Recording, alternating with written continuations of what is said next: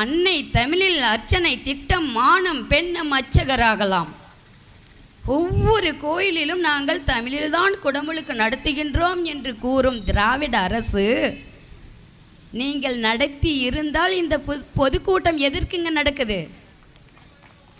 மீண்டும் செந்தூரில் செந்தமிழில் குடமுழுக்கு என்ற ஒரு பெயரோடு நாங்கள் ஏன் இங்கே வீதியில் உங்களை எதிர்த்து கிடக்க வேண்டிய அவசியம் வந்தது?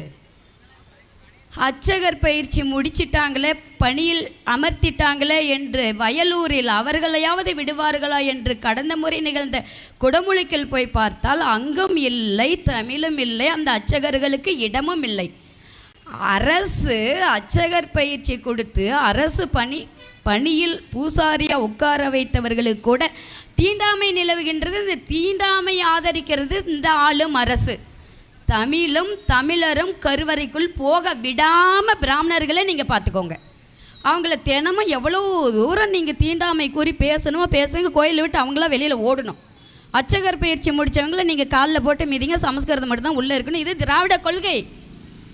என் மொழியும் என் தமிழரும் அர்ச்சகர் பயிற்சி முடிச்சுட்டு ஐயோ அரசு நம்மளுக்கு வேலை கொடுத்துரும், ஐயோ அரசு குடமுழுக்கு நடத்த கொடுத்துருவாங்க, நம்மளுக்காக இருக்கிறாங்க அப்படின்னு போய் அவங்களுடைய வாழ்க்கையை 10 ஆண்டுகளாக வாழ்க்கையை வீணடிச்சுட்டு ஒரு குடமுழுக்கில் அந்த அரசு அர்ச்சகர் பயிற்சி முடித்தவங்களுக்கு கூட அங்கே அனுமதி இல்லை. காரணம் அரசு அர்ச்சகர் பயிற்சி நடத்துறது சமஸ்கிருத நூலில்.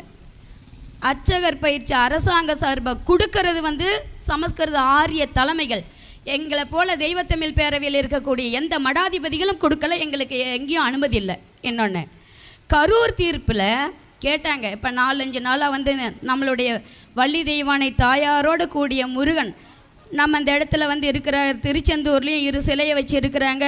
அதுக்கு நம்ம அதே முறையில் போய் வழிபாடு நடத்துவோம் அப்படின்னு ஆணையர் அலுவலகத்துக்கு முன்னாடி உட்காந்துக்கிட்டு ஏற்கனவே பல முறை நாங்கள் கோயில் குடமுழுக்கு தமிழில் நடத்தணும்னு சொல்லிட்டு நாம் தமிழரும் வீரத்தமிழர் முன்னணியை நாங்கள் சென்னை ஆணையர் அலுவலகத்துலேயும் கொடுத்தாச்சு, திருச்செந்தூர் ஆணையர் அலுவலகத்துலேயும் கொடுத்தாச்சு, இணை ஆணையர் அலுவலகத்தில் கடந்த 2 மாதங்களுக்கு முன்பே மாவட்ட ஆட்சியர்கிட்டையும் கொடுத்தாச்சு. இதுக்கு என்னங்க நடவடிக்கை எடுத்துருக்கிறீங்க? யாகசாலை கட்டிகிட்டு இருக்கிறீங்க, 76 யாகசாலை நீங்கள் போட போகிறீங்க. அப்போ சரிபாதி அந்த தீர்ப்பின்படி 36 தமிழர்கள் யார் உட்கார போகிறாங்க? அன்றாட அன்னை தமிழ் அர்ச்சனை திட்டம் இந்த திருச்செந்தூர் உள்ளே கருவறையில் ஒரு தமிழராவது பூசை பண்ணுறாங்களா? திருச்செந்தூரில் இன்றைக்கி அரசு அர்ச்சகர் பயிற்சி நடந்து கொண்டிருக்கின்றது. பயிற்சி பாடசாலையில் இருக்கிறவங்களாவது ஒருத்தராவது போய் ஒரு தமிழில் அந்த இடத்துல பூசை பண்ணுறதுக்கு அனுமதித்திருக்கிற உள்ளீர்களா என்று கேட்டேன். எந்த பதிலும் இல்லை. திருச்செந்தூர் இணையாணையர் அவர் கூறினார், அம்மா மேலிடத்தில் இருந்து வரும் உத்தரவுப்படி நாங்கள் செய்கின்றோம், ஓதுவார்களை கொண்டு செய்கின்றோம். ஐயா, ஓதுவார்கள் ஓத தான் செய்வாங்க, யாகசாலைக்கு போக மாட்டாங்க அப்படின்னு சொல்லி நாங்கள் கேட்குறோம். மேலிடத்துலேருந்து வரணும். உயர்நீதிமன்றத்துக்கு உத்தரவுக்கு பிறகு ஒரு மேலிடம் எதுங்கய்யா இருக்குது? அந்த மேலிடத்தை காட்டுங்கய்யா, நாங்களும் அங்கே போய் முறையிடுறோன்னு கேட்டோம். அதுக்கு அவருக்கு பதில் இல்லை. சரி, கொடுத்த உயர்நீதிமன்ற உத்தரவு இந்த கோயிலுக்கு கொடுத்துருக்கா அப்படி கேட்டாங்க. சரி, அந்த உயர்நீதிமன்ற உத்தரவு குறிப்பிட்ட கோயிலுக்கு தான் இருக்கணும்னு அதில் இருக்குதா நான் கேள்வி கேட்டேன். உயர்நீதிமன்ற உத்தரவு இந்த கோயிலுக்கு மட்டும்தான் அது செல்லும், இதுக்கு மட்டும்தான் கொடுத்துருக்கணும் இல்லையா? அப்படி இல்லையே. இந்து சமய அறநிலைத்துறை கட்டுப்பட்டுள்ள அனைத்து கோயிலுக்கும் அது பொருந்தும். ஒவ்வொரு கோயிலுக்கும் 44,000க்கு மேற்பட்ட கோயில் அரசு சார்ந்த கோயில் இருக்குது. 44,000க்கு மேற்பட்ட கோயிலில் எந்த ஆண்டு எந்த கோயிலுக்கு குடமுழுக்கு நடத்துவாங்க அப்படின்றது யாருக்குமே தெரியாது. இப்போ இந்த கோயிலுக்கு 12 ஆண்டுகளுக்கு பிறகு இப்போ தான் நடக்குது. அப்போ இன்னொரு கோயிலுக்கு எந்த ஆண்டு நடத்துவாங்கன்னு தெரியாத 44,000 கோயில்களுக்கும் நடக்கிற கோயிலில் தமிழில் நடத்தணும், தமிழ் முதன்மை பெற்று தமிழரால் நடத்த வேண்டும் என்பது தான் உயர்நீதிமன்ற உத்தரவு. அதை செயல்படுத்துங்கன்னா செயல்படுத்துறதே இல்லை. இப்படி ஒரு நாம் தமிழர் எல்லாரும் சேருவாங்க, நம்ம தெய்வத்தமிழ் பேரவையினர் கேட்பாங்கன்னு தெரியாமல் சொல்லிட்டாங்க போல இருக்குது திமுக அரசு. தமிழ் சொல்லி ஏமாற்றிட்டு நம்ம ஆட்சியை பிடிச்சிடலான்னு இவங்க முருகபக்தி மாநாடு நடத்தினாங்க. ஆனால் அங்கேயும் தமிழ் இல்லை. இவங்க உள்நாட்டு தமிழை வளர்த்தி நான் தமிழை நடத்துகிறேன்னு சொல்லிட்டு ஆட்சியை பிடிச்சி திருடிக்கிட்டு இருக்காங்க. மத்திய அரசு நானும் முருகபக்தி மாநாடு நடத்துகிறேன்னு ஒரு பக்கம் நடத்திக்கிட்டு இருக்கிறாங்க. எங்கள் தமிழ் கடவுள் முருகன், தமிழ் கடவுள் முருகனுக்கு தமிழில் குடமுழுக்கு நடத்துன்னு கேட்கக்கூடிய ஒரே ஒரு கட்சி நாம் தமிழர் கட்சி மட்டும்தான். தமிழ்நாடு, தமிழினம், தமிழ் மொழி வாழ வேண்டும். அது கடவுள் கருவறையில், என்னுடைய கோயில் கருவறையில் வாழ வேண்டும். அதை வாழ வைக்க வேண்டும் என்று நாங்கள் கோரிக்கை கொடுத்த ஆண்ட அரசுகிட்ட கால் தேஞ்சது தான் மிச்சம். உயர்நீதிமன்ற உத்தரவு இருந்தும் செயல்படுத்தவில்லை என்று அவர்கள் மீது மேலும் வழக்கு தொடுத்தாலும் வழக்காடு மன்றங்களுக்கு நாங்கள் நடந்து எமது வழிபாட்டு மொழியை வந்துட்டு நாங்கள் வழக்காடு மன்றத்தில் பெற்ற வெற்றியோடு தான் சாக வேண்டிய ஒரு சூழல் இருக்குதே தவிர, இவங்க ஒரு விழுக்காடு கூட தமிழ் மொழியில் அர்ச்சனையோ கருவறை பூசையோ வேள்வியோ நடத்துவதற்கு இடம் தருவதே இல்லை. நாம் தமிழர் ஆட்சிக்கு வராமலே ஒவ்வொரு கோயில் குடமுழுக்கு தமிழில் நடத்த வேண்டும் என்று மனு போனால் கூட அது நாம் தமிழர் வீரத்தமிழரோட மனு தான். இந்த கோயில் குடமுழுக்கு தமிழில் நடத்தணுன்ற மனு ஒவ்வொரு இடத்துலையும் போகுது. ஏன்னா நாங்கள் ஒரு பக்கம் நிற்கும்போது அவங்க ஒரு பக்கம் நிற்பாங்க. தெய்வத்தமிழ் பேரவை சார்பாக, மடத்தின் சார்பாக கேட்போம். இவ்வாறு நம்மளுடைய மொழியை வந்துட்டு ஆள்வதற்காக பயன்படுத்துகின்ற அரசை நாம் இதுவரைகளும் தேர்ந்தெடுத்துட்டோம், அடிமைப்பட்டு கிடக்கிறோம். இனி வருங்காலத்தில் தமிழையும் தமிழரையும் தமிழ் கோயிலில் தமிழரை மட்டுமே விட்டு வேள்வி நடத்துவதோ அன்றாட பூசை செய்வதோ அதற்கு ஒரே ஒரு அரசு வர வேண்டும் என்றால் அது நாம் தமிழர் அரசு மட்டும்தான். அதுக்காக தான் நாங்களாம் தொடர்ந்து போராடிக்கிட்டு இருக்கிறோம்.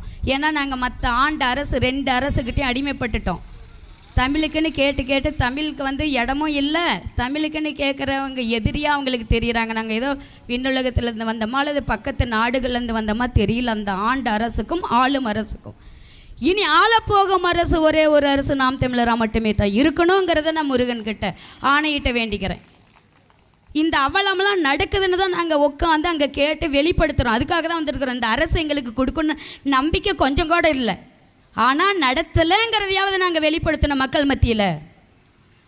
நாம் தமிழர் வந்துட்டு அந்த டீம் இந்த டீம்னு சொல்லிட்டு இருக்கிறாங்க. அந்த டீம் இந்த டீமாக இருந்தால் ஏன் இந்த தெய்வத்தமிழ் பேரவை சார்பாக நம்மளுக்காக இவ்வளோ தூரம் குரல் கொடுத்து இவங்க இருக்கணும்? சிந்தியுங்கள் மக்களே. நாம் நமக்கான உரிமையை பெற வேண்டும் என்றால் உறுதியாக தமிழ்நாட்சி அமைத்தால் மட்டுமே தான் நம்மளுடைய மொழியை நம்மளுடைய கடவுளுக்கு வழங்க முடியும், தவிர வேறு எந்த ஒரு வழியும் இல்லை.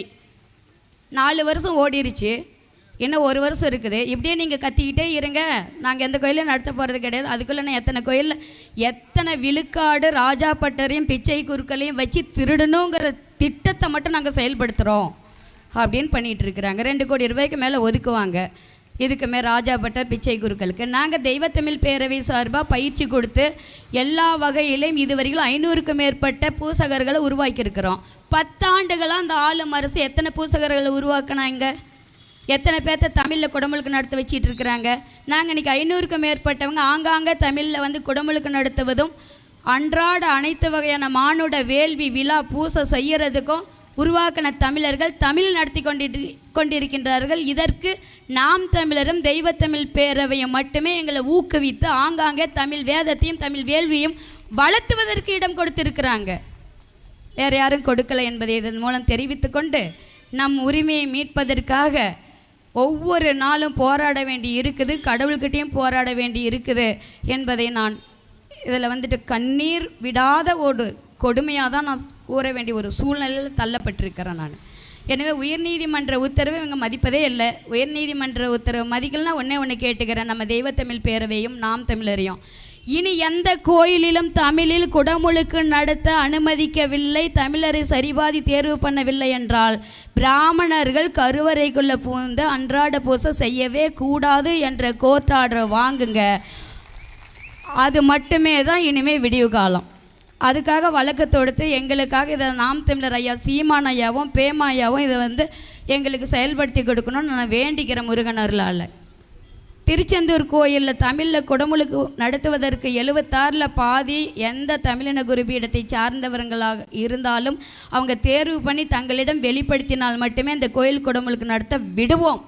இல்லை என்றால் பிராமணர்கள் மட்டுமே அந்நிய சமஸ்கிருத மொழியில் குடமுழுக்கு நடத்த தயாராக இருக்கிறார்கள் என்றால் அவர்களை வேள்விச்சாலையில் விடவே மாட்டோம். குடமுழுக்கே ஏன் தமிழில் நடக்காமல் மாற்று மொழியில் நடத்த உள்ளார்கள் என்றால் நாங்கள் ஒருபோதும் விடவே மாட்டோம். நாங்கள் யாகசாலையில் பூதுவோம், உட்காருவோம், நாங்களே நடத்துவோம். நீங்கள் தேர்வு பண்ணலைன்னா நாம் தமிழர் வீரத்தமிழர் முன்னணியும் தெய்வத்தமிழ் பேரவை சார்பாக நாங்களும் யாகம் நடத்த நாங்கள் தயாராக இருக்கின்றோம்.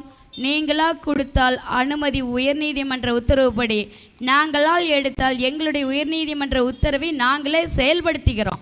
உயர்நீதிமன்ற உத்தரவு இருந்தால் 750 வீட்டை உடனே போய் உத்தரவுப்படி உத்தரவை காட்டி இடிக்கிறீங்க, பல கோயில் இடிக்கிறீங்க. அதற்கெல்லாம் உங்களுக்கு அரசுக்கு உயர்நீதிமன்ற உத்தரவு செல்லுபடியாகுது. இந்த உத்தரவு உங்களுக்கு செல்லுபடியாகலை தானே? சொல்லுங்க. உடனே கண்ணீரோட கதறாங்க அந்த 750 மக்களும் சென்னையில். உடனே வீட்டை எடுக்கிறீங்க, மாற்றிடம் கொடுக்கறதுக்கு முன்னாடியே இடித்து தள்ளுறீங்க. அது உயர்நீதிமன்ற உத்தரவை செயலாக்குகின்ற அரசு இதை ஏன் செயலாக்க மாட்டேங்கிறீங்க? அதில் ஒன்று கேட்டிருக்கிறாங்க. அந்த கரூர் தீர்ப்பில் யாரெல்லாம் குடமுழுக்குக்காக கேட்டிருக்கிறாங்களோ, கரூரார் பாடல் பாடணுமா, மந்திரம் ஓதணுமா, அருணகிரி பாடலா அல்லது ஆழ்வார்கள் பாடலா, இந்த கேட்டு உயர்நீதிமன்றத்துக்கு வந்த குழுவை தலைமையில் தேர்வு பண்ணி அவங்கள வச்சு நடத்துங்கன்னு தான் தீர்ப்பில் இருக்குதோ தவிர, எங்கள் தீர்ப்பு வாங்கின போராடின யாரையுமே இல்லாத நீங்களாக முதல்வர் ஒரு குழுவை எடுத்துக்கிட்டு அதில் 2 ஆதீனம் பேரூர் ஆதீனத்தை சேர்த்துக்கிட்டு அவங்களையும் பேரூரில் ஆதீனம் இருக்கிற இடத்துல கூட அவங்க குடமுழுக்கு நடத்துறதுக்காக ஆதீனம் ஒரு யாகசாலை விடுங்கன்னு கேட்டாங்க. தலைமை குழுவிலேருந்து விட முடியாதுன்னு அவரையும் துரத்தி விட்டாங்க. நீங்கள் எங்களை யாரையுமே தேர்வு பண்ணலை. யாரெல்லாம் போராடினாங்களோ போராடின அமைப்பு கொடுக்கக்கூடிய வேள்வியாளர்களை கொண்டு குடமுழுக்கு தமிழில் சைவ வைணவ கோயில்களில் நடத்துறதுக்கு தயாராகுங்கன்னு தான் அந்த குழு. அதெல்லாம் விட்டுட்டாங்க. கருத்து கேட்பு குழு நடத்துகிறாங்க. கருத்து கேட்பு எங்ககிட்ட கேட்க சொன்னாங்க, அந்த தீர்ப்பில் இருக்குது. வேள்வி நடத்துகிறவங்க கிட்ட கேட்க சொன்னாங்க. ஏமா நாங்கள் கொடுத்துருக்குறோம் அப்படின்னா தமிழின குருவிடம் யார் யாரெல்லாம் தமிழில் வேள்வி நடத்துகிறீங்க, பெருமாள் கோயிலுக்கு யார் நடத்துகிறீங்க, முருகன் கோயிலுக்கு யார் நடத்துகிறீங்க, அம்மன் கோயிலுக்கு யார் நடத்துகிறீங்க, அந்த நடத்துகிறவங்களாம் சேர்ந்து தானே இந்த கேட்டிருக்கிறீங்க.